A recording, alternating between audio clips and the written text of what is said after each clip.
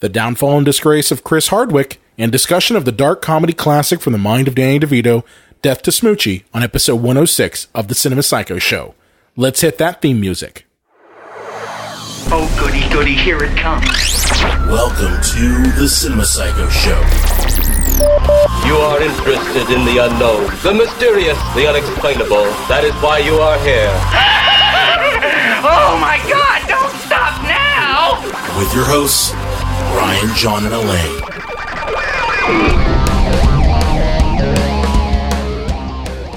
Welcome to the Cinema Psycho Show, the madhouse for film freaks and film fans of all types. I'm your host, Brian Coddington, joined by my fellow co-hosts and filmmakers, John and Elaine Woolscroft.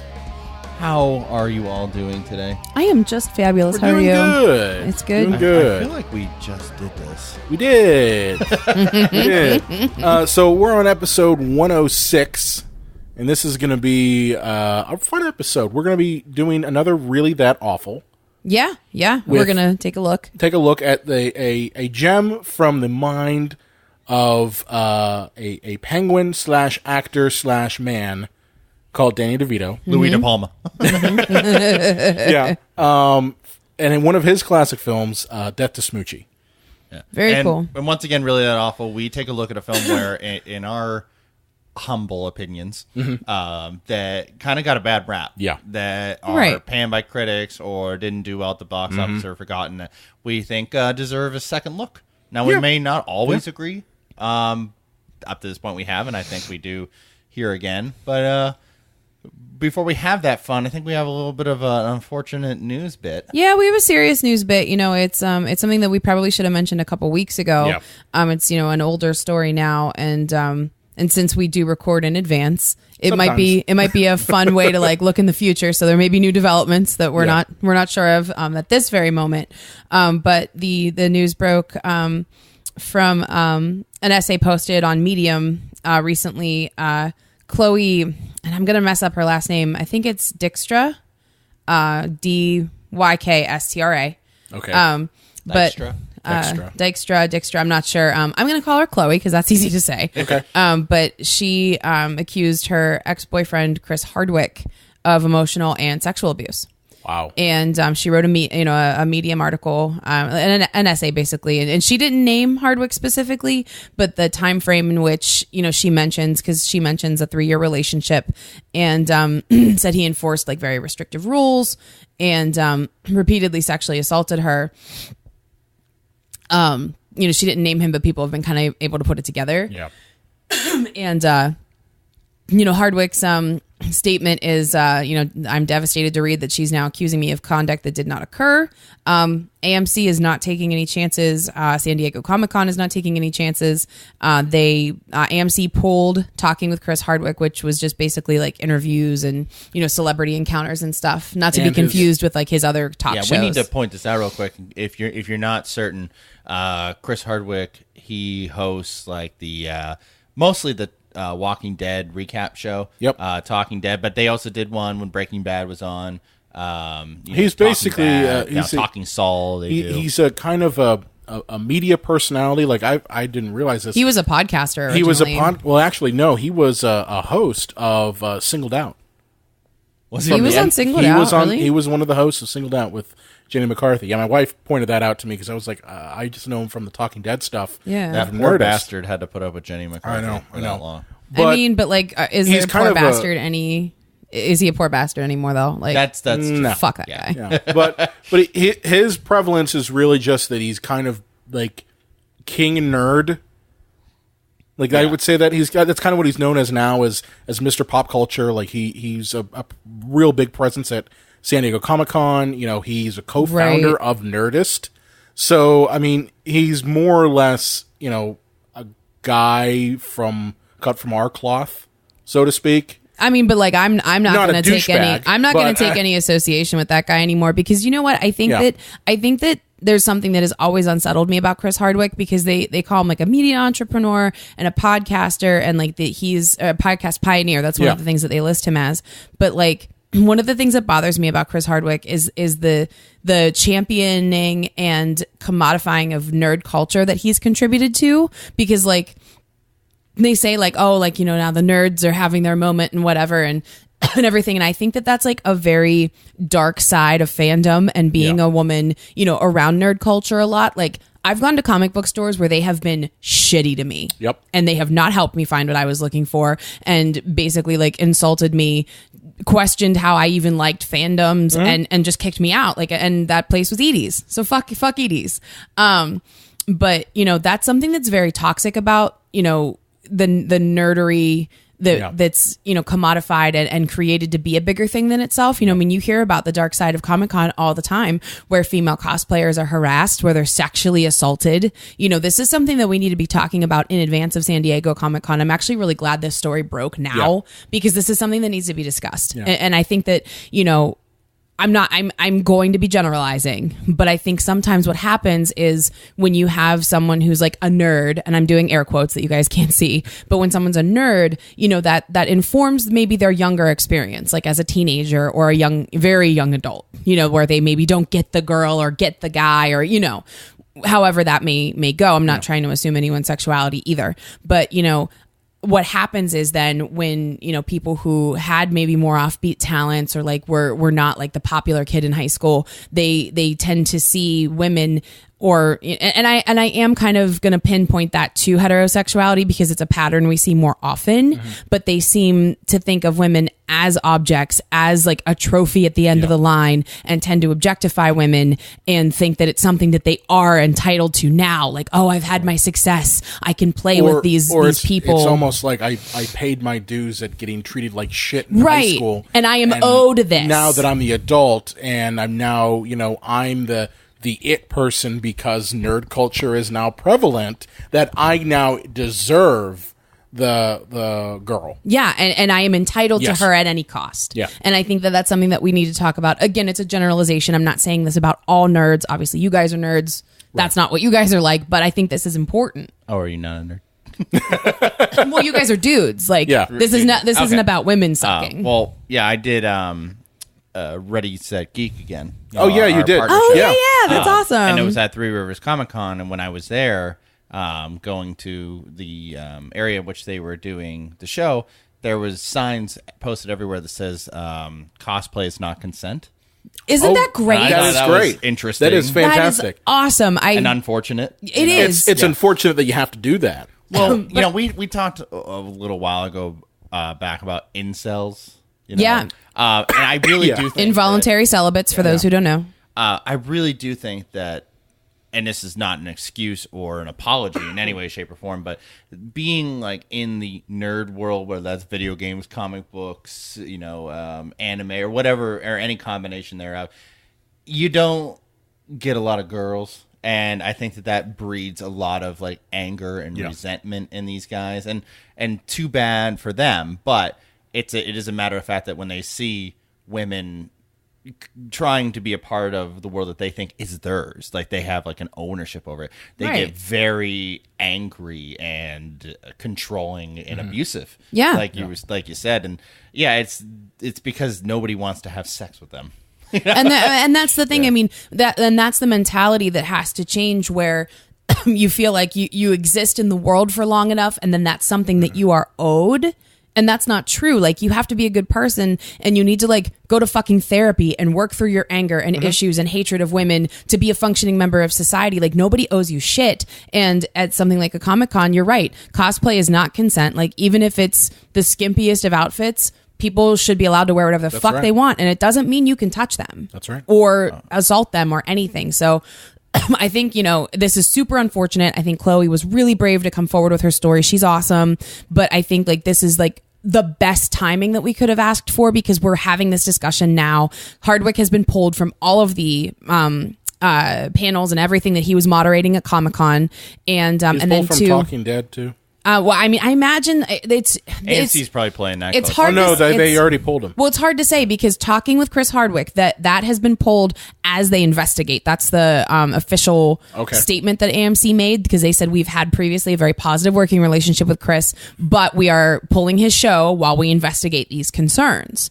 So, Walking Dead's on hiatus, so Talking Dead is on hiatus. So we'll see, exactly what happens, but I don't know. And I'm not I'm not saying that like I knew anything because I didn't, but I've never liked Chris Hardwick, and maybe this is why. I'm indifferent to him. I didn't really care too much about him. I didn't really watch Talking Dead or any of his fucking shows. We watched it a lot in the early seasons. I never was a big fan of Walking Dead to begin with, but I never really cared. Yeah. About him. I just saw him as, kind of the same way as like a Maria Menounos. That's interesting. Just kind of like, that's Maria? a television personality. You exist. You exist. That's great. What have That's you done? true. Nothing. Okay, that's cool. Yeah, I don't know. There's just something about his smug fucking face that I've never liked. And again, that's like pettier than I like to be usually. But like I said, I mean, He's it's dorky Ryan Seacrest, right? Yeah, Like, I mean, he's a show host. yeah, and that's what I'm saying. He doesn't contribute anything other than hosting. Well, guys, it reminds me of Sean Parker, the creator of Napster. Oh. Like Sean Parker basically... He's a human piece of shit, well, right? Oh, yeah. That's what I thought. But he basically stated that he created Napster just because he wanted to bang like the head cheerleader at his school who ignored him. That's so gross. And why are people so gross? He changed the way we look at music just to have sex with the head cheerleader, and then dropped her immediately after because that's all he wanted. He wanted a conquest over another human being, and 99% of the time that's over a woman. And treated her as an object. Yeah. And I mean, and then when he got power, like he's had sex with underage girls, and come at me, Sean Parker, at the Unreal J Wolves. You're a pedophile and a sex pervert and probably a rapist. Yeah, human piece of shit, Sean Parker. But like I said, I mean, I think this conversation is really important to have now. I hope that there is a thorough investigation of everything. I hope that we do find out, exactly what's going on, and I hope that evidence exists. In this age, we believe the victim if they've come forward. I believe Chloe, but I hope that there is enough evidence to. Majority of people will believe the victim. Unfortunately, there is a subsection of people that tend to not believe the victim. Right. And I think that, we always do need to believe, when people come forward, because I mean, this is a shitstorm, especially for such a volatile community. Absolutely. Because there has been, there was that whole subset of Comic-Con people who went after that one woman. What was that called? That it was like, was it Gamergate? Is that what it was called? That whole thing where they went after her and stuff. Yeah. She did a series of videos on women representation in like the Nintendo 8-bit era. Yes. Yeah, which are fantastic videos. I'm sorry, I can't. Yeah, because you really liked her. Is she Australian? Is that what it was? Yeah, Sarkeesian, I believe. If we don't find it here before the end of we'll throw it in the notes. But and the thing is, Nintendo. The way Nintendo succeeded, and I know we're running real long on this news story, but it's important, I think. The way they succeeded was that all video games before the crash were put in the electronics department. Right. And then we had, 1983 had the big crash of video games. When Nintendo tried to bring it back in 1985, what they did is they took it out of the electronics section and they put it in the toy section. Yep. And when you put anything in the toy section, you divide and conquer. That's how you really sell toys. Either little boys or little girls. And they had a long meeting and they decided we're going to push this at little boys. Yep. So in the games, there are all male heroes. They're all big buff dudes who are trying, unless it's Mario, and then you're big, tiny, fat, little, big, tiny, little fat lasagna eater.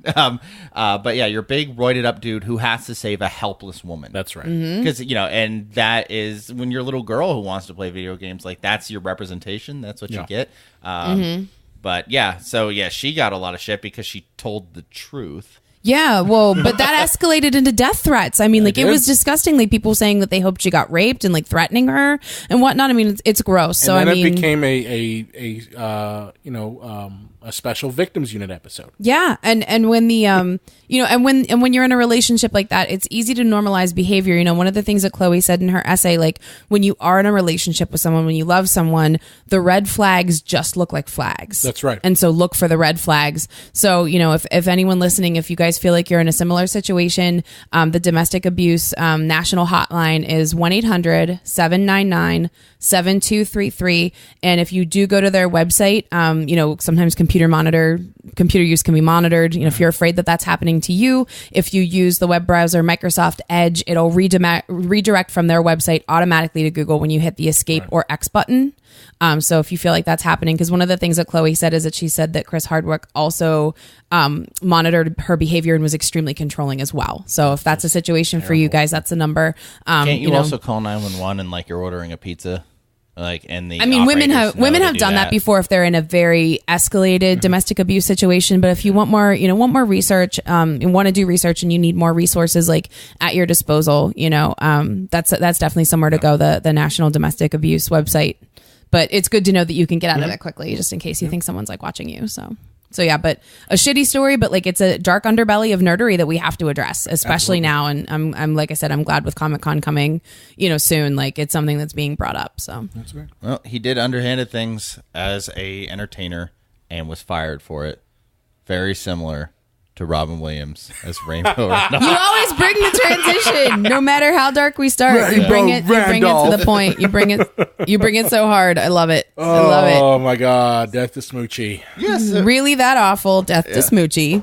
And the weird thing about this movie is that it wasn't seen by many, but everybody that I've seen, that I've talked to personally, and also strangers on the internets, all seem to really like this movie. So I don't understand. Like, critics went after Critics Roger. didn't enjoy. God, Roger Ebert like especially. Of course, that fucker did. Oh my God, you hate him so much. But I thought you loved Roger Ebert, and especially Gene. You know what? Roger Ebert's burning in hell. So yeah, there you go. Fuck wow, you, Roger Ebert. Shots fired. You guys used to be the best of friends. We got so dark. Yeah, oh my God. Gene's not nearly as bad. Roger's bad. But critics hated it, and it performed very badly. Like it is a very much a cult film. Not a whole lot of people know about this movie, which is very surprising because it has Robin Williams in it. I mean, not everything he makes automatically is remembered as or gold. Yeah. necessarily. No. 1 Hour Photo is gold though. That's him in his darkest. That's him in his darkest. I feel. Oh my God, it is creepiest. That Insomnia. He was in Insomnia as well. Like this was part of a time period when Robin Williams was like, you know what? I'm not going to be Mr. Joke Time Joke Maker. And so he did these really dark roles, like 1 Hour Photo, I think came out around the same time as this. Insomnia was another one with Al Pacino. Yeah. That's one of Christopher Nolan's first films, and which he plays a killer. I think it's actually his third film. Yeah. After the following, Memento, and then Insomnia, and then he did Batman Begins. Yeah, so I always forget that Nolan did Memento. I always forget that. I don't know what is wrong with me. I always forget that that's him. There's not enough. It's true. But Death to Smoochy came out in 2002. Yep. Directed by Danny DeVito, and the screenplay was by Adam Resnick. He wrote for Letterman. That's like pretty much his only thing. Yeah, he did a lot of work with Chris Elliott, who also was a writer on Letterman. Yeah, Chris Elliott. He did like Get a Life with Chris Elliott or something like that. Yeah, Chris Elliott. He was probably most known for Cabin Boy and Groundhog's Day. He was also in. It was good than that. But he was also Woogie in Something About Mary. Oh my God, that's right. I forgot about that. He's the one that teaches him to like pregame and shoot one out before the day. That's right. Yeah. Ew, God, what is wrong and he gets with that movie? the rash all over his face. Yeah, like, you ever had a whitehead on your eyeball? If anyone wondered, really that awful? Something About Mary is definitely that awful. Fuck that movie. Fuck that movie. So where do you start with this movie? I mean, it is mostly a cult classic, but I think it's definitely in the vein of other Danny DeVito movies, like Throw Mama from the Train, and War of the Roses.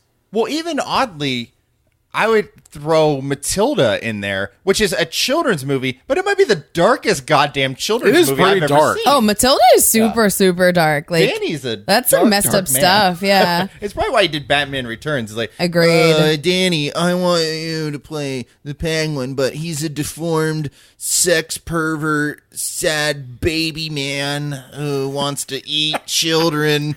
This sounds great. Where do I sign? Can I tell you guys something really, really embarrassing? Absolutely. So, Batman Returns came out in 92. I knew you nerds would know. And so, I mean, we were pretty little then still. Like, I mean, I was like 7. And like when Batman Returns came out, I actually thought that's like what Danny DeVito looked like. Like I thought that God. I thought that he, I mean, and I didn't think anything Danny, of it. we're sorry. But I thought he was, I thought he had like some physical limitations. Like I thought he was, possibly handicapped in some way, because I thought that's and not even really like his hands, like not even that, but I just thought that's what his face looked like. So you thought he spewed black Demented ink? Birdman. I mean, I guess I just thought like his face is like that, like with the nose, but like that's, I mean, when you're It's not like Todd Browning's Freaks. well, it's so interesting because when you're not marketed to, because for me, like Batman was not in my periphery. Right. It was not marketed to me like the single, like the only child daughter of two academics. Like that just didn't come into my realm, I mean, and I got into like the Ninja Turtles and stuff. It's not like I didn't like typical boy quote unquote things, but it just, when something's not in your periphery, like how you can be so mistaken about something, like that's my embarrassing Danny DeVito Little story. boys, carnival enthusiasts, and sex perverts. That was the target audience of Batman I mean, it Returns. had to have been, right? Like it absolutely was. But yeah, that's my super embarrassing story. Thank you guys for like sharing it with me. But, you look at that To Smoochy, and it is about a disgraced former child TV host who gets replaced by a completely emotionally innocent and pure of heart TV A host Mr. named Smoochy. Rogers in a foam costume. Basically, yeah. And he looks kind of like Barney a little Yeah, bit. it's He's kind of a takeoff hippo. on Barney, I Yeah. always thought. And the character that was disgraced, Robin Williams' character, trying to destroy him the whole time. And I think one of the biggest problems with this movie is, and it's just one of those, I think it came out too soon, was it is so dark. It is. It's what is the also- word? Relentless. It's also, relentless. It's dark on a subject matter that you wouldn't think would be dark. So children's programming. This whole movie is basically about how corrupt, at least in Danny DeVito's mind, the children's television industry is, and the charity industry is. Like, he makes the charity the what was it, the Praise of Hope or something like that. Something That along those Harvey lines, yeah. Firestein is the head of. Harvey Firestein. Yeah, that he's the head of. They make him out to be like a mobster. Yeah. Like, he's out to be a mobster. He's like, if you don't do the Praise of Hope, then we'll kill you. And I'm just like, that's really dark. And then the fact that children's television is reduced to marketing and merchandising and not necessarily about children. Like Sheldon Moops, who is played by Edward Norton. Is this Edward Norton's least dark character? By contrast? well, by Pretty association close. of being in this movie, isn't it? Even though his character's innocent, isn't it still dark? Like, he's in that's a what I'm- tonefully dark movie. That's what I'm asking. Yeah. But like, but his character is super interested in children's entertainment. Like, he he's seems really not- sincere. He is literally the only bright spot in this very dark world. Yeah, and that's what I'm saying. Like, Ed Norton's usually in really dark roles. I'm wondering if this is his least dark role, even though it is in a dark film. Well, I think the problem is Lane, you put it very well when you said this movie's relentless. Like, everybody is awful, corrupt, seedy, and disgusting. And the only one who isn't is Edward Norton. But the problem with him is that he's so blissfully stupid and naive. He is very that naive. You can't connect to that. Like, you look at something like South Park, like when they deal with an episode like where Cartman is trying to rig the Special Olympics. Yeah. And everything he's doing is terrible, but you have a character like Kyle who's the voice of reason, but he's also intelligent and he has agency. That's Yeah. a good point. To try to stop, Cartman. So the jokes there, how outrageous! Like, South Park is having Cartman be in the Special Olympics and pretend to be mentally, handicapped, but at least there's Kyle saying, no, this is really, really wrong. Tells us it's wrong, Yeah. and he's trustworthy in that aspect because he is intelligent and does have agency. and it's almost like with Sheldon Moops, he knows it's wrong, but he's just gonna try to change the world in a naive sense. Yeah, in his naivete. It's almost downfall. like he just doesn't get it. Yeah. He's He's too innocent to actually change this world. exactly. And it's kind of the opposite of like you and I had seen, the new Mr. Rogers movie, the documentary. Well, Won't You Be My Neighbor? He's looking at me.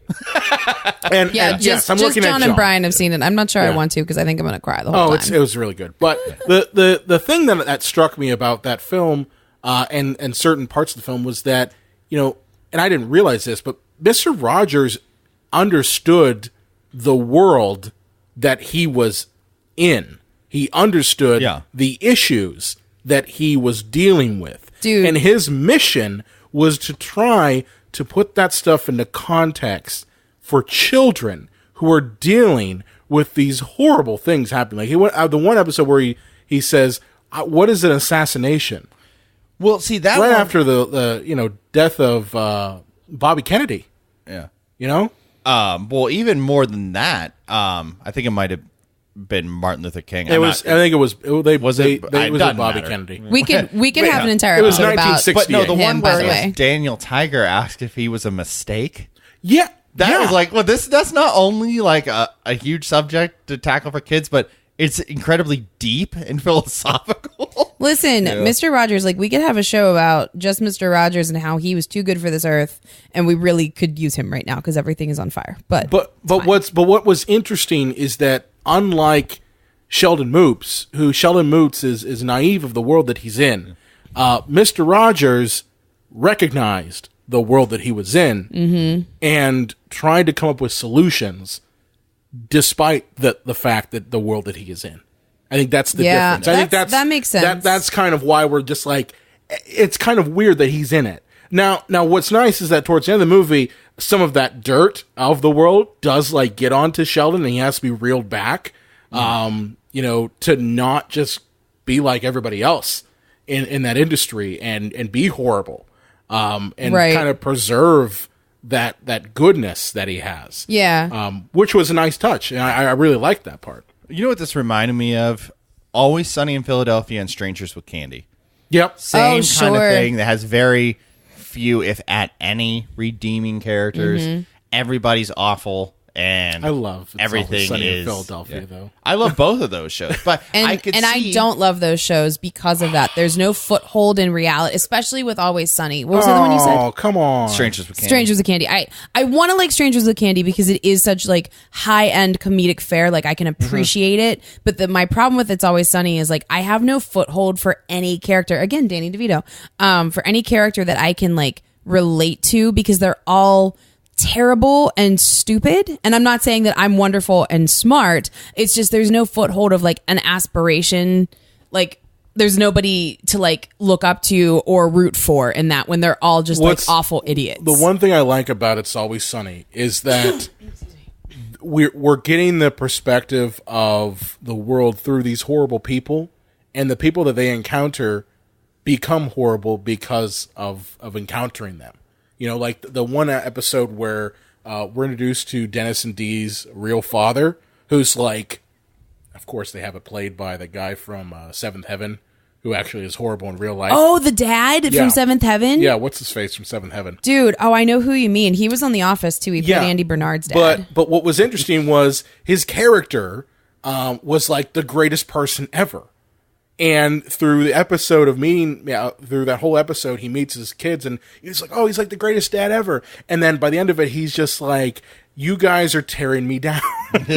Stephen Collins, Yeah. that's the actor's name, and he definitely admitted to sexually abusing 3 girls. Oh yeah, he's a horrible human being. Piece of shit. Human Stephen piece Collins. of shit. Stephen Collins. Is there anybody that didn't like just rape women in Not Hollywood? yet. Not yet. Still waiting. Yeah, but that's why I like it is because these people who are normal and good come in contact with the gang and they end up becoming fucked up because of it. Well, they ended up destroying Roddy Piper's character in the wrestling episode, which is my foothold for wrestling. There you go. Oh, It nice. may not be You the got only it one, but I done. had to make sure I got So it. do got we it want done. to break down this movie? Yeah, John, you want to get... You want to start it Well, off? Brian, you just saw it last night, so why don't you take us through Okay. it? All right. So, the movie sets up with introducing us to Robin Williams' character, who's Rainbow Randolph, who's like the top kids entertainer, and Looks creepy as fuck. creepy as fuck. Yeah. Let's be honest here. He's got the Kringle kids,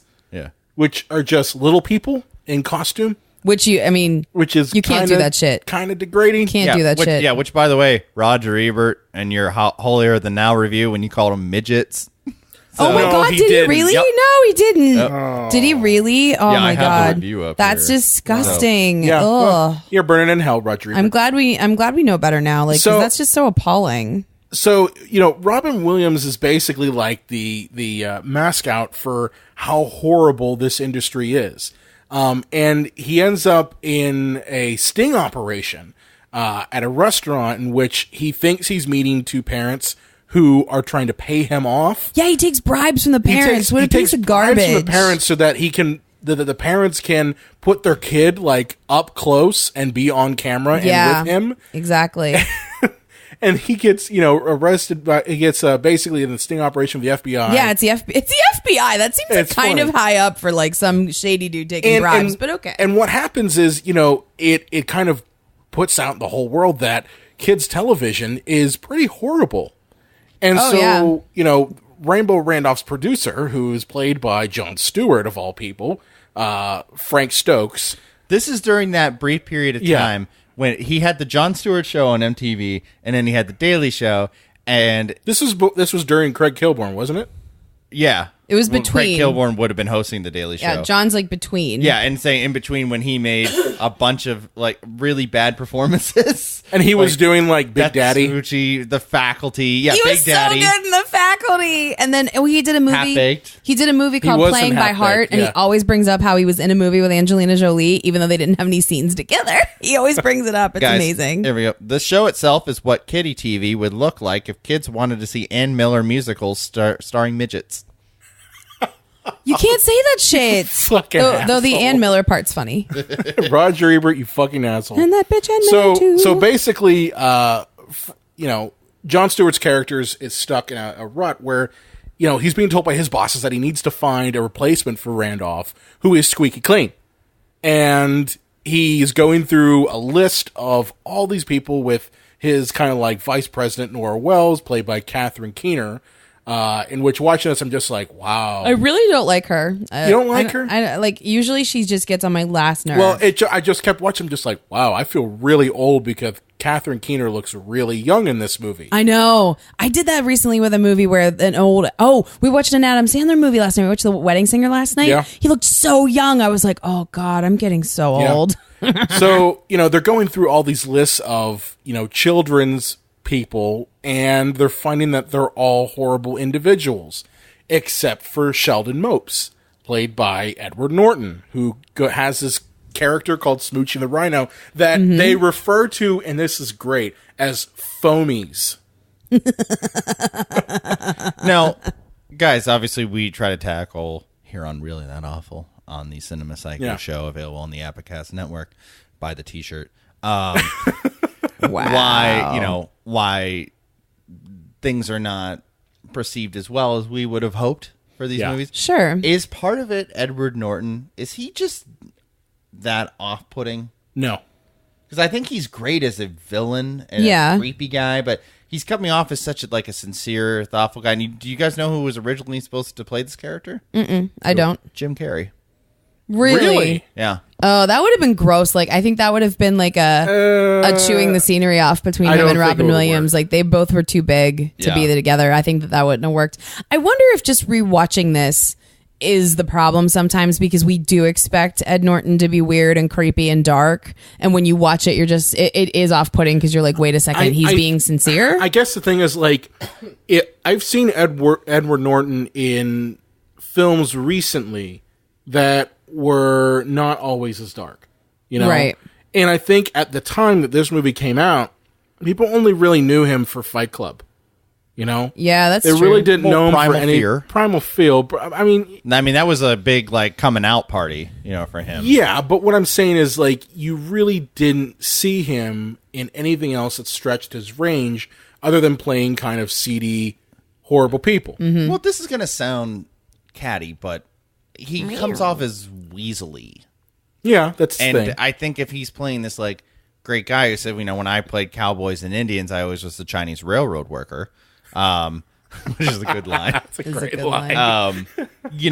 It's harder when it comes from a guy who looks naturally like a weasel kind of like He doesn't it would look almost like work better if he was in Jon Stewart's I role. don't think he looks like necessarily like a weasel. Sorry, Ed. I just think he looks like a hippy dippy, guy who just it felt to me like he was pulling a lot from Mr. Rogers.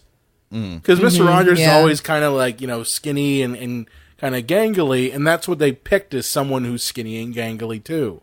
And just tried to instill that naivete, if you will, of I can fix the world, through Smoochy the Rhino. Yeah, and and isn't that kind of the point of the movie? Like, you somehow don't buy his sincerity, John, because like you feel like everyone has an angle, and isn't that the point that this movie's trying to make? That everyone has an angle. You don't trust anybody. He exists in this world of children's television that is all the worst aspects. The surprisingly seedy underbelly. Oh my god! And this movie has, even though they're no way involved, it has fairly brotheritis, where there are characters that are just like awful or have something wrong with them. Like, we get introduced to a former boxer who has severe brain damage. Spinner. Yeah. Oh yeah, isn't that Carolyn Keener's character's like brother or cousin or something? Yes. He's related to somebody involved there. No, it's Tommy Cotter's cousin. Yeah. Is Spinner Dunn, the boxer who's had way too many rounds. Yeah.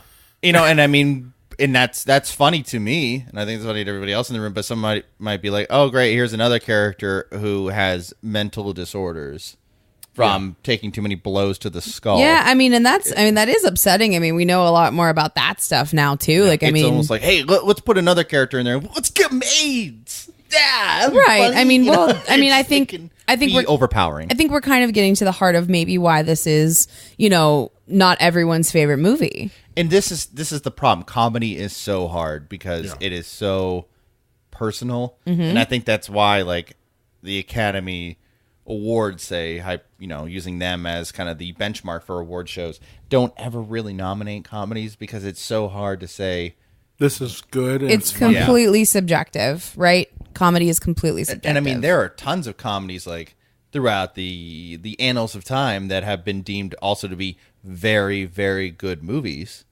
but don't get any kind of award recognition because I think it's just easier to judge drama than it is. Because you look at, what is it, the Emmys have comedy/musical as, the Golden Globes. Yes. Okay. Yeah. And the thing is, it always goes to a musical. Well, comedy is really tough, It's really hard.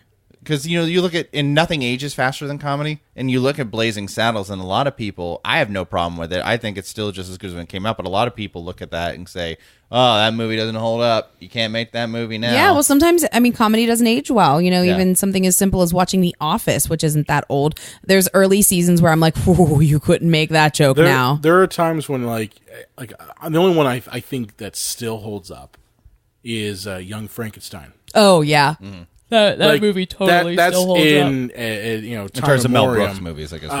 True. That the comedy in there is still fucking hilarious. It's a fantastic movie. But that's a rarity for that sort of thing.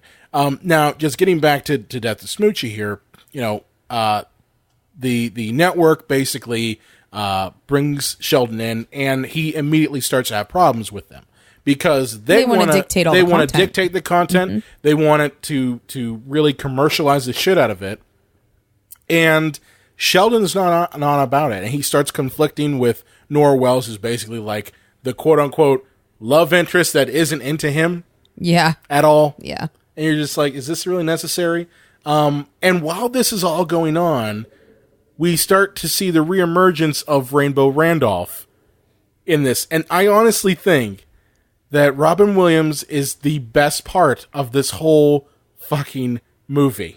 I miss Robin Williams. In fairness, guys. doesn't Robin Williams basically attempt to steal every movie he's in? Yes. And I'm not saying that even in a bad way. Yeah, but is there any reason he shouldn't have? And obviously some are vehicles for him, like Mrs. Doubtfire. So it's right. We're going to do a scene where he's at a job fair or at a job agency, and he's going to wheel off like 35 jokes in a row what you never would do there because this is a Robin Williams vehicle. Right. But the thing is, it's like this movie is clearly not about him. Yeah. But he Neither was literally- Aladdin. That didn't stop him. No.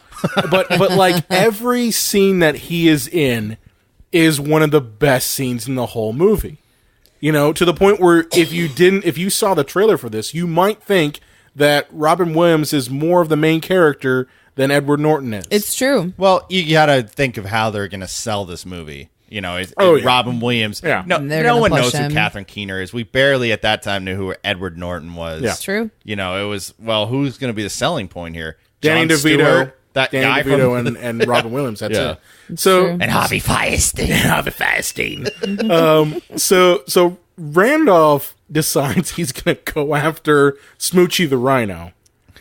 Like you do. And the most like it's literally like the Looney Tunes plots. So his first plot that It is Wile E. Coyote. it is. It very much is. The first plot of it that he comes up with, which is one of the best ones, is he decides he's going to replace the cookies in the Magic Cookie Bag song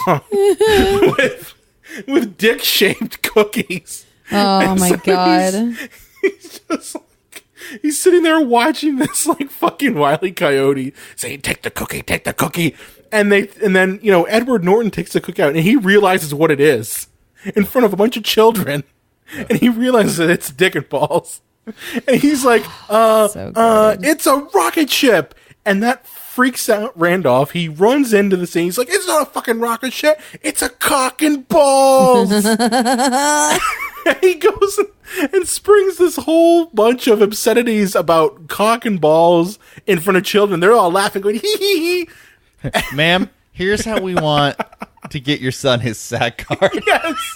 And wait, is that possibly part of the reason that so many people are upset about this movie? Not only does it deal directly with things that involve children, but there are children in the movie who are listening to a like 56-year-old former cokehead run off things Yes. about cock and balls. I think that's part of it. I really do. I think the fact that it is such a dark turn on what we consider kind of innocent children's television.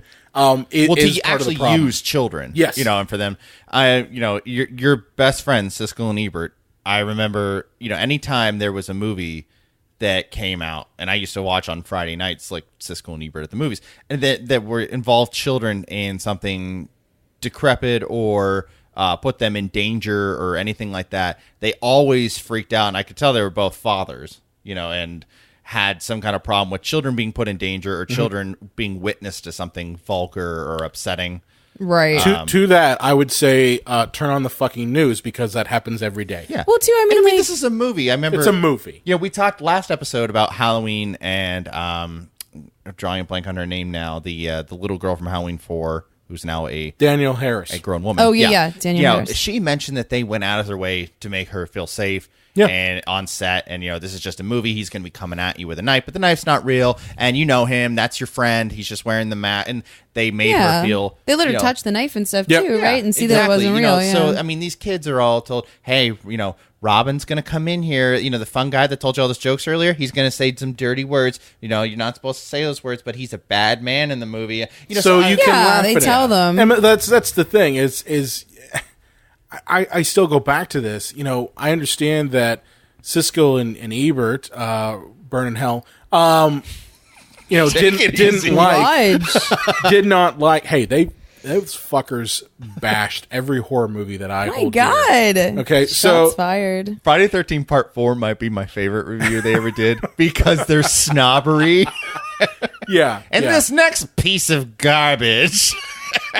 You know what? I hope that one of the punishments in hell that they're getting is that Jason is fucking them in the asshole every day for My God. eternity. Okay, we need to move on. Anyway, It's upsetting. my point is that We lost control. we lost control. We lost Brian. Brian's lost to us forever. My point is that to people who would criticize this movie and say, well, there's children there, it's a dark thing.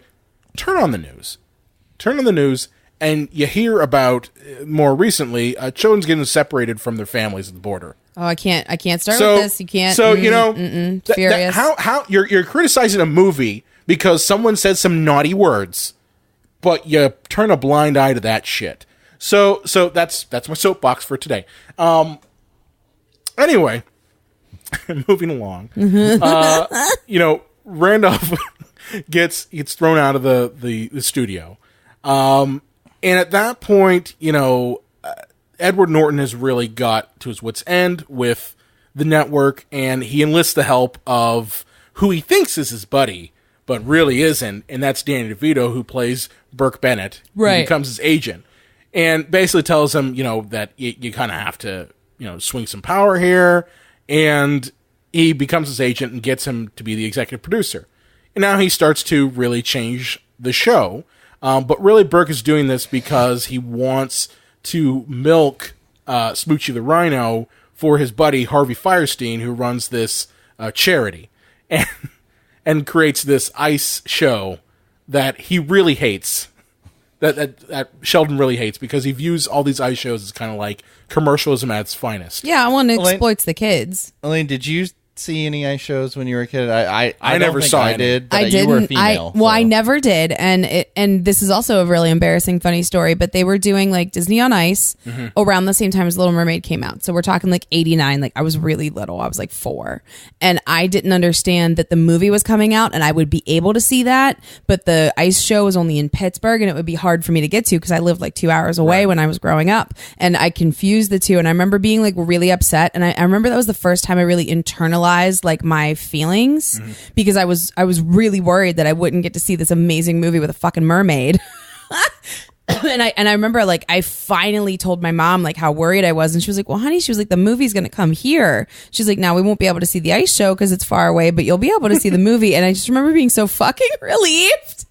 At 4, I had problems, you guys. I had problems. Well, but yeah, so no, that I never did. I never saw that. Well, I was double your age when Batman Returns came out, and I thought it came out on, the date it came out. I thought that was the only time you got to see it. Oh, just the and one we day? didn't go that day. June and I was 19th. so worried. Yeah. I was like, after June 19th, I was like, well, great. I lost my only chance to ever see the Batman sequel. Yeah, and back then there wasn't like VOD and like, my sister was like, idiot. It's going to be in theaters for like 4 months. This is why most parents gave their kids siblings, so they could be like, idiot. Yeah, see, I was the oldest in my house, so I already knew. You were the one that was like, idiot. I was the one saying idiot. No, but see, Brian's smarter than me now, but I'm sure when we were 8, he was 10 times smarter. Baby needed I some was time eating to. crayons. Brian was probably taking, a like higher. listen, classes. when Batman Returns came out, I turned my bathroom into the Batcave. Okay. Love it. Like I would, I had one of these Jack and Jill bathrooms. So me and my younger brother shared. When we lived in Colorado, and we were both, after we saw Batman, we were like, all right, we're gonna make our bathroom into the Batcave. So I had like the plastic like chest piece and the plastic mask, and then we put all that stuff in the bathroom. So the whole bathroom was a Batcave. Oh my god! Now, that's how many amazing. times did you drop some guano? Guano balls. Oh my god! Oh man, you guys. Yeah. Are So back to Death of Smoochy.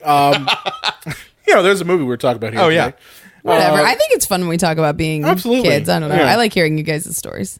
So Sheldon again is dealing with Rainbow Randolph in his next plot, which is like he starts calling him up, and he has one of the best lines during one of his call-ups. He's like, "Listen to me, you germ piece of shit. I'm going on safari, motherfucker. Safari." There's going to be worms coming out of your big, fat, foam-covered rhino ass. Oh my god. It's so crazy and like off the wall, like it's so why funny. he steals the show. Yeah. So his next plot actually does succeed. It's when Rainbow Randolph dresses up as a Scottish person in charge of a charity, and he talks to Sheldon, says, "Oh yeah, come to this charity. We're going to give you an award and all sorts of stuff." And he's the driver for him. And during this, he kind of exposes accidentally that he's Rainbow Randolph, and tries to gauge that what Sheldon thinks of him. Right. And he finds out that Sheldon doesn't hate his guts as he thought he did. Yeah. And then gets him to go to sing a song at a Nazi rally. Oh no, that is the worst. I mean, oh my god. Guys, that is a full convention center. How many Nazis do they have? I mean, well, we have real Nazis now. I said to my wife, I'm like, you remember when it was bad to be a Nazi? Or it was this absurd joke. And it was you didn't joke? run for office? And you didn't run for office? Yeah, I remember remember. those days? I remember those days. I remember simpler Guys times. that had connections to the Klan or neo-Nazism, well, I want to reform the budget. And what do you say about, your former ties to neo-Nazis? I don't know what you're talking about. That's nonsense. Oh, no. Now I want to reform the budget and I want to cage black people. They just say these things. Yeah. Mm-hmm. With a straight face. They're like, you can't be serious. That's the most awful thing I ever heard. And it's like, what, you don't want a balanced budget? No, the other thing. Seriously. Yeah. But no, I again, this goes off tangent, but there was this one Nazi, and I mean real Nazi, who's running for office, I think in Illinois. Yeah. Is it Illinois? Idaho. It's one of the eyes. It's One of the the states. Yeah. So, but I know that he was on ABC News, and they were interviewing him, and he's like unabashedly a Nazi. Yeah. And just saying to the reporter, who's black? Oh, he's like going on and on about how African Americans are not as intelligent as white people. And he's just like straight facing it the whole time. Yeah, no, zero fucks given. People just say horrible shit now. It's like, you can't say that. Nope. And what he would say is, well, freedom of speech. Well, fuck you. I mean, Yeah. that You're doesn't a mean, Nazi. but that doesn't mean consequence-free speech. Like you can say what's on your mind, but like, we also can think you're a giant piece fine. of shit. But you know what I'm That's not gonna fair. do? Not going to vote for your ass. Exactly. And I'm sorry. I'm one person who believes this. But if you're a Nazi, you deserve to get smacked in the face. Agreed. Brian, they're almost as bad as, say, Siskel and Ebert. Yes. Almost as bad. Almost as bad. The actual devil, Siskel and Ebert. Yeah. So yeah, Sheldon's at a Nazi rally in which real consequence happens. Because again, I'm just like, you remember when there were consequences to being Nazis? Mm-hmm. So his show gets yanked, and his life's kind of in the gutter. And this is at the time when Catherine Keener's character starts to turn because she investigates Rainbow Randolph a little bit because he comes to her apartment. You find out that Randolph kind of had a relationship with Catherine Keener's character. Unfortunately, you find out that she's basically just a cum dumpster for children's hosts. Yes. And she that's doesn't her whole actually have a character. That's the only thing I don't like Yeah. about this movie is Yeah. that it's poorly written for the only female character. It really is. And we usually start the show with in fairness, like we did with Last Action Hero, we did with Cable Guy. Yeah. I don't really have a whole lot with this movie of in fairness, problems with it. I guess that's one I should have brought up. Her character is utterly pointless and is undeveloped and completely just besides the point. A pussy trophy. Yeah, agreed. I don't like that. They really did, and I would say that is a negative, and this is how they wrote her character. But she basically helps clear Sheldon's name. He gets his show back, and this is when things. Which I don't think would happen. No, even if you found out you didn't do anything, you go a different route. He would get a show on another network. If it turns out, which I don't think is likely, but if Chris Hardwick didn't do anything, he's not going to go back to Talking Dead. No, because the damage has already been done. Yeah, he might start his own brand or whatever, but he's not going to go get his old jobs back. Although, to be fair, Brian Williams did lie about getting shot down in Iraq, I believe. Yeah, he embellished on his stories. He I remember embellished that. all of his stories. That's why we have Lester Holt now. And no, Brian Williams is still doing the news. Yeah, but on cable now. Yeah, but Different network, No, right? same network, just different part of the network. Really? MSNBC. Well, that isn't right away though. I mean, he was off the air he for a went while, from wasn't he? Head anchor on NBC to MSNBC. Right. Yeah, that is a step down. My point is he's still with NBC. Yeah. Yeah, well, that's like having a fine bottle of wine and then somebody gives you in a former Mountain Dew container they didn't clean out Everclear and grape juice and go same thing, right? strong opinions here on the Cinema Psycho show. Right. Yeah. That's right. But getting back to the movie, we start to see that Harvey Firestein's character, the head of this charity, really doesn't like the direction that Sheldon is taking Smoochy the Rhino.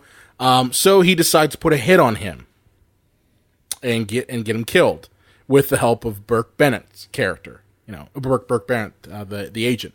Right. And at this point, we're also introduced to Tommy Cotter, who's the owner of this Irish restaurant, who's also an Irish mobster, and Spinner, as you mentioned, who Spinner is obsessed with Smoochy and he wants to be on his show, and Tommy kind of uses, hey, you should put Spinner on or else we'll hurt you, basically.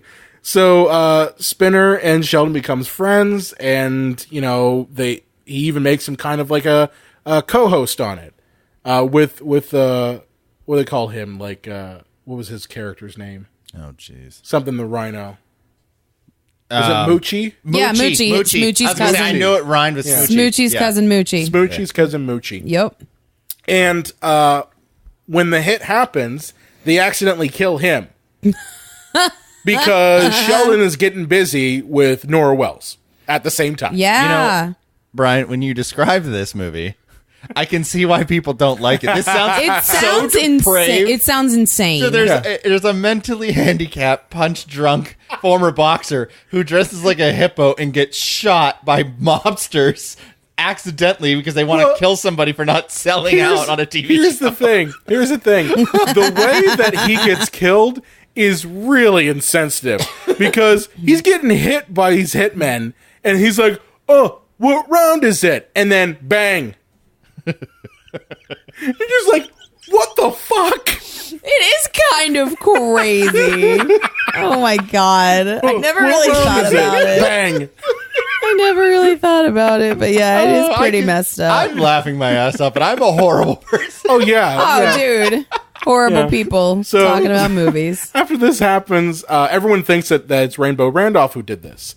And it kind of drives him crazy because the police are after him. Everyone's after him. So Randolph, starts to, again, come after Sheldon. And at the same time, Tommy Cotter gets involved because she wants to figure out who killed her cousin. And she finds out that it's Harvey Fierstein and tortures him. Which is like, okay, that's great. We knew that was going to happen. Good times. Got kind of resolved quickly, honestly, in my opinion. Yeah, it gets wrapped up fast. But again, like, she's telling this stuff of what they did to him, like they cut off his head, and Sheldon's like, I just don't want to know. Because he's still trying to maintain his innocence, more or less. And at the same time, Randolph starts to get really depressed. He tries to kill himself with gasoline. Like he's like, I'm gonna fucking kill myself in gasoline. He's doing some Times Square. And someone comes up to him, a little girl says, don't do it, Randolph. And then as soon as he like doesn't light himself on fire, she goes over to Smoochy the Rhino, who's going out of the limo, and it's just like sees his whole life go to shit. So at this point, he's really come on his last rung here, and he decides he's gonna kill them. So he gets a gun, rushes into their apartment, and like is holding them hostage. And this is where it comes out that that Nora Wells is really just kind of a groupie for children's characters. Right. She's a children's show rat. She's a children's show rat, like a ring rat. Yeah. Like a ring In rat. wrestling. It's fine. Whatever. Second reference. But here's the thing: the people who tried to kill Smoochy the first time, basically Burke, and now apparently Frank Stokes is also involved in this too. Jon Stewart's character. By the way, Jon Stewart is terrible in this He is movie. terrible in this He's movie. not a good He's got actor. like the worst haircut I've ever seen. Like it's a pumpkin pie haircut, honestly. Pumpkin pie haircut. that from I've Dumb and never Dumber, heard sorry. that. That's Dumb and amazing. Dumber. Your pumpkin pie haircut, a freak. That's amazing. But they decide that they're going to enlist the help of another failed children's show actor, played by, I'm going to butcher this. Shit. This is Vincent Scaravelli, who I think plays you got Buggy that. Ding Dong. Buggy. Wait, Buggy is what That's you his giggle at, name. not Ding Dong. That's his name, Buggy Ding Dong. I think that says a lot about me as a person, actually. Yeah, it does. So they're gonna get him to kill Smoochy at his ice show that he's now decided he's gonna do the ice show, but he wants to. Because we make need a him- big finale. Because we do. We need a big finale. And we need to have a redeeming thing for Rainbow Randolph to do.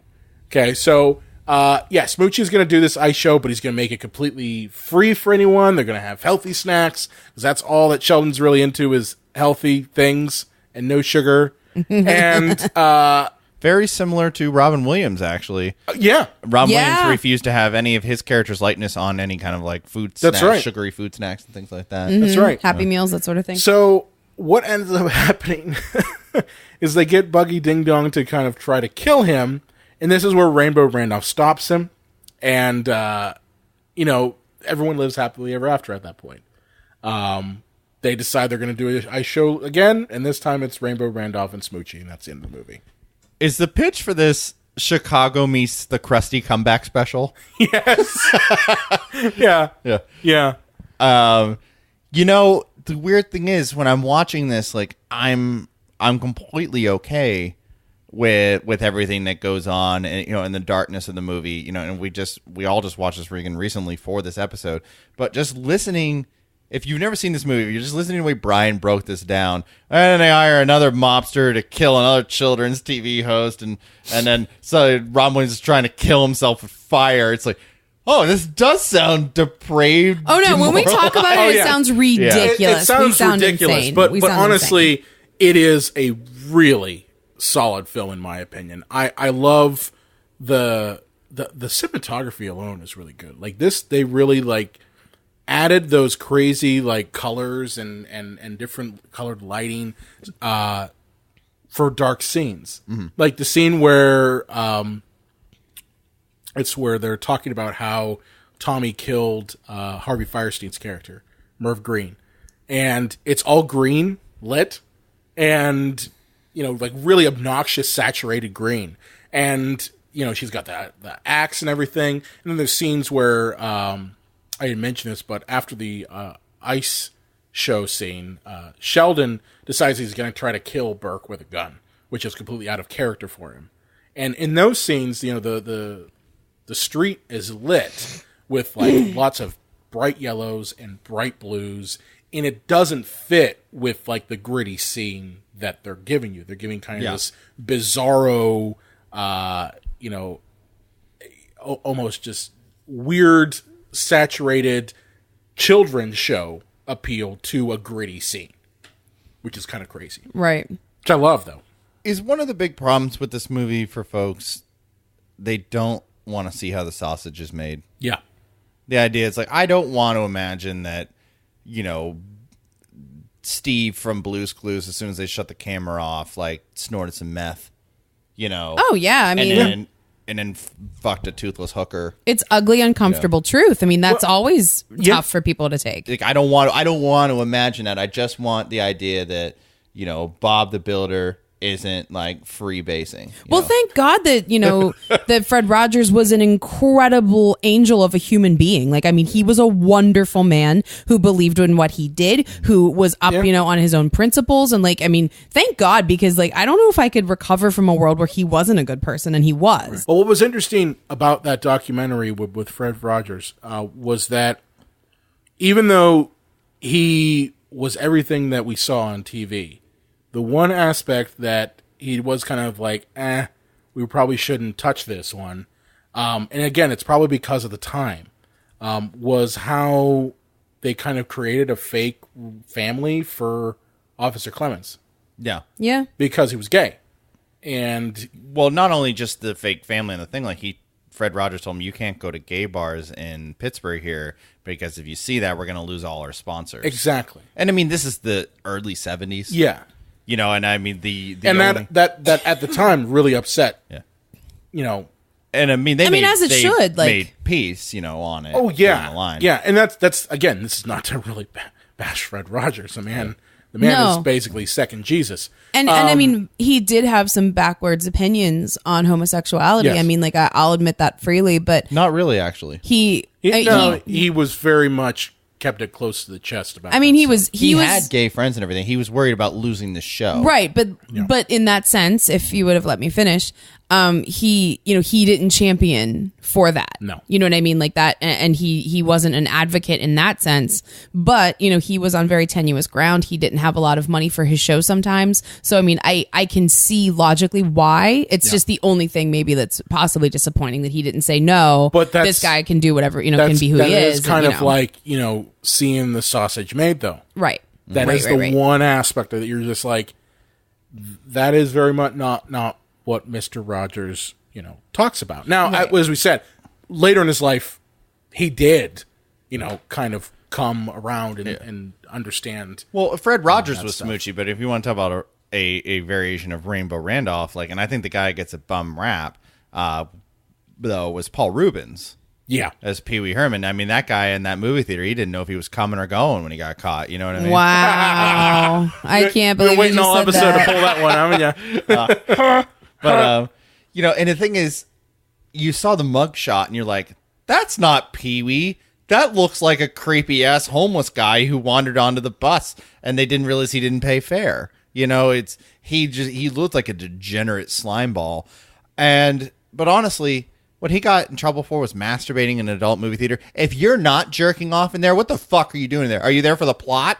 Do you think it's weirder if they're not touching themselves? If you just sit there and eat some jujubes, get the fuck out of here, you weirdo. Well, here's the thing. I didn't have a problem with what he did. Yeah. And honestly, majority of people he was watching a consensual didn't movie really with have a adults problem. having sex. It was the optics of it.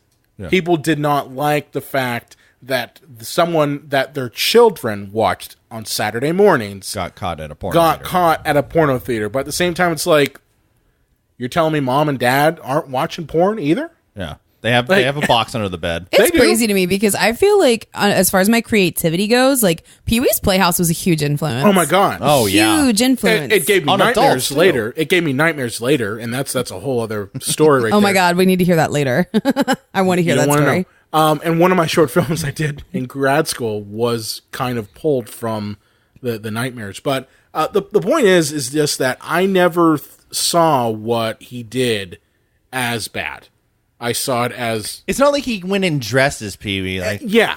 He wasn't sitting there come on my Oh, God. face. You know what's terrible? I've always imagined that story with him dressed as Pee Wee, though. Yeah.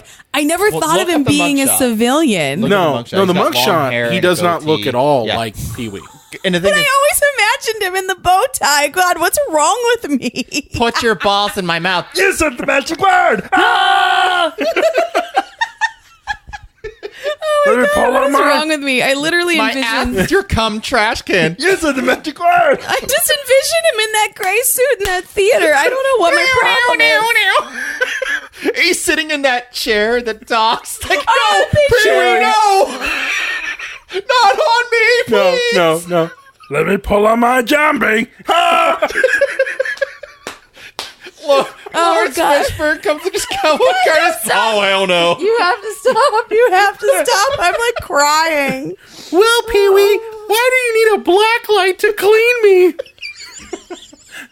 Well, Cherry, sometimes coming out.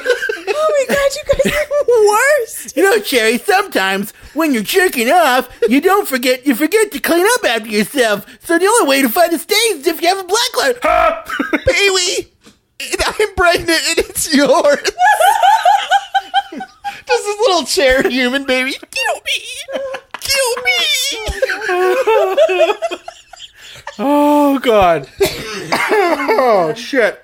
So... Well, we can't be trusted with microphones today, clearly. No. And I think we might have to have one episode where we talk about Pee Wee's Big Adventure, and it's nothing but these sorts of jokes.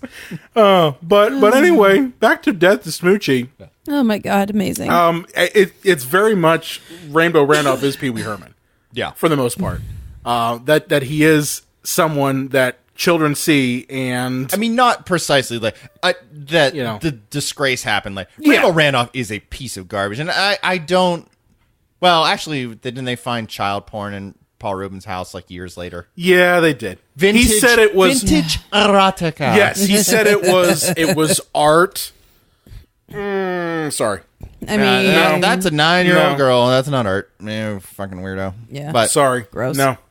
So actually, I retract that. I think he is kind of a scumbag. But yeah, this is going to sound strange, but to follow me here, because we're so far removed from it now that I think it kind of sounds silly, but at the time it might have been something to take into consideration. Was this movie released too soon after 9/11? It might have been. It's possible.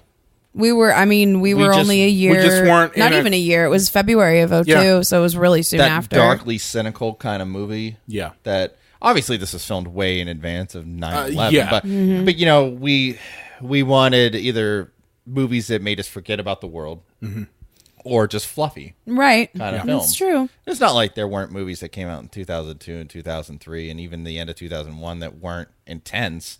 But I think just such a darkly cynical movie. Well, too, about the American dream, you know, right after 9/11, I think might be a little hard for some people to process. Yeah, I mean, it's been well documented that, you know, the films are always an escape. You know, one of the few things that didn't suffer, you know, during the stock market crash was the movies. Like when 65% of adults still went to the movies after Exactly. on a weekly basis. Exactly. I mean, it was one of the few things that they didn't give up. Called escapism. Exactly. Yeah, Exactly. But yeah, so I mean, I think those are a couple of things to look at for the movie, but I don't know why it gets a bum rap. I think the biggest thing, as we've mentioned this entire episode, is that dark movies that don't let up. Too dark, too soon. And most of the characters are horrible people. And that has its market. You know, there's always Sunny fans out there. And, I'm one of them. You know, and yeah, and I can watch Always Sunny for a little bit, but then it starts to grade, you know, and then I'll stop and I'll pick it up again later. But I think there are some people that need a little more grounding in their films. I do. Of characters. But this doesn't bother me as much because we have Sheldon, you know? Yeah. And Sheldon's that's a fool. Sheldon's a fool, but he's a naive fool. He's the one bright spot in a very dark world. Exactly. And his hope is that he can, you know, add a little bit of that brightness to the dark world. Well, part of the problem is, you know, to go back to Always Sunny, like everybody outside of the gang are like normal people. Yeah. They'll go and to try to get a license, and the person trying to give them the license is like a normal person who's baffled by them, you know, or they'll go to a show and the person who's running the ticket booth is a normal person, whatever the situation may be. Everybody who isn't Smoochy in this movie is a morally depraved, crazy person. Yep. And I think that's where it loses a lot of people. Yeah. It's not a matter of like one or two people are really bad and everybody else around them is like, what's wrong with you? It's one person is good and everybody around them is awful. And it's almost like the fact that he's good is the anomaly. Yeah. And that can be exhausting. I mean, I get that for sure. And what is that paradigm trying to say? That everybody is naturally awful and there's only like one or two good people inside every 1,000 people. It's kind of sad. I don't necessarily see that. I think to sum it all up, I think the story is more or less about how one good person can exist in this shit world and not get influenced by it. You know, Sheldon's character gets real close right at the end when he's about to kill Danny DeVito, and he's pulled back. Yeah. Not necessarily by some other good person, but by people who are bad but have had some of that goodness rub off on them. You know, Tommy Cotter's a character who's had that goodness rub off on him. Catherine Keener's character is one that has that goodness rub off on him. And it's almost like they don't want to see Sheldon become them. That they've experienced his goodness, and they want to preserve that. And I think that's really what it's trying to say. It's not as cynical as a movie as people think. It actually has an optimistic it kind does. of ending. Yeah, and Edward Norton, as you said, does rub off on people, just not on the same way that Pee-wee rubs off on people. You had to bring it back to that, didn't you? Oh my God. It was a really good segue, though. That was a great segue. And there's even redemption for Rainbow Randolph. You know, at the beginning, he's a piece of shit, and over the course of the movie, that goodness of, you know, Edward Norton's character does rub off on him, to the point where he does try to save Smoochy from getting killed. The exact opposite. I think the assumption that everyone has an angle and everything is awful and everything is, bad and dark and just murky. Like, I think that's why so many people, and if you want to go in a way back machine to episode 1 of our Batman Returns episode, I think that's what turns so many people off to that movie was Batman just is now, it continues to be an obsessed vigilante who didn't get to have the love of his wife, of his life, because she decided to kill herself while killing a megalomaniacal corporate maniac. And then there was a giant bird man who wanted to kill babies, but then died with shit coming out of his mouth. It's depressing. Everybody in the movie is dark. It's cynical. Everybody ends up sad. It's it's like, wow, I thought I was going to a comic book movie. We want that happy ending. We want that neat wrap and that up. cynicism, I think, turns people off. I agree. Yeah, it's going to be a piece of crap anyways, just to sell toys. And it's like, damn it, I wanted to go see that comic book movie. Why'd you have to say that, Dave? Or John. John, I was going to say, you literally say that all the time. Now, I have my problems with Batman Returns, and you can go back and listen to episode 1. Are not weird. So much. 105 106 or 106 episodes. Well, 105 later after that one. Yeah. I wonder what it sounds like. I don't know. My problems with Batman Returns are more issues with the plot than anything. But I do think that there's a sect of people that really can appreciate dark comedies, and then there's a sect of people that simply don't get them. Yeah, and I think majority of people didn't get this. I do think the movie's worth checking out, though. I mean, like, there's some really good moments, and there's something about like a dark comedy that is very cathartic because it allows you to be dark and enjoy it. And I think that's a nice release that we don't always get. Well, and I mean, this is nowhere near a movie that somewhere down the line we're going to talk about and really that awful, which is Very Bad Things, which is so movie. Dark. It's so dispiriting. I love that. I love that That's movie. true, but yeah, good talk about Death talk. to Smoochy, guys. I would definitely say, check this out. And Agreed. I mean, honestly, It's fun in its darkness. it has one of Robin Williams' best performances in it. R.I.P. Robin. I miss him so much. Fucking hilarious. Which is saying a lot, because Robin is a performance factory. Yes. So, Lane, where can they find you at on the Twitters? On Twitter, you can find me at LA_Croft. Okay, John. You can find me at Smoochy's brother Poochie. The Too other funny. one, Moochie and Poochie, at the Unreal J Wolves. You can find me at Brian Contest from the Psycho Show page. Be sure to like us on Facebook, Twitter, Instagram, Google Plus at Psycho Show. You can also find us on the Epicast Network at epicastnetwork.com. If you have a favorite movie or question you want to throw away, you want to talk to us a little bit about either Pee Wee Herman jerking off in a porno theater or Death of Smoochy, Who doesn't want to talk about those things? you can contact us. Are you done? He's never done. You can contact us at cinemapsychoshow.com. Make sure to subscribe to us on Apple Podcasts and iTunes and catch a new episode available every Sunday. Will you put a finger in my butt so I can finish?